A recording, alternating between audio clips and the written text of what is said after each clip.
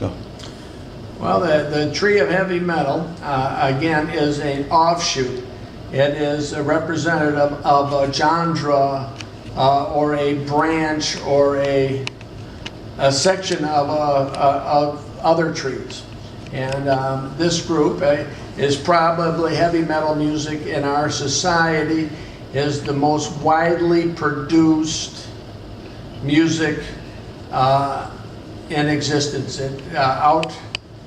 People, the music put out by these bands do not get airplay many times, but it is a word of mouth. It's a cult situation where over the years it has moved into its own, morphed in its own thing almost. And here, back in the early 90s, when this tree was completed, this is a representative of what metal music was at that time.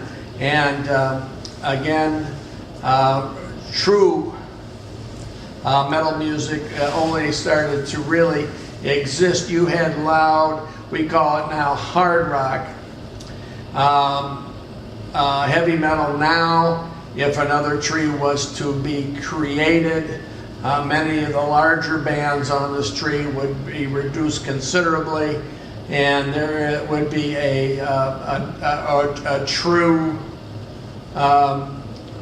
rebirth of metal music into what metal music has occurred. Now this. So why are there no band names in the Roots? And explain, if you could, all the images in the Roots. And well, again, in the Roots, in a new version, you would have a lot. What about in this just in this version? Well, in this version, we would have the Rolling 94. Stones with Jimi Hendrix, the Who, Deep Purple, Pink Floyd, and of course Led Zeppelin, and they would constitute a new tree's trunk and roots system.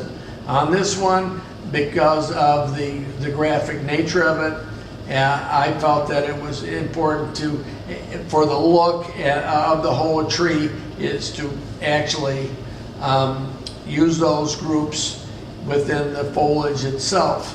But again, a lot of these bands that we consider in the 1990s probably would not be considered that way in 2011. So can you just go through each of the images that are on the? Well, these are the things over the years that heavy metal music has tried to exact from it. It's obviously Led Zeppelin. You have the Hindenburg going down, which is the representative of Led Zeppelin's cover of their first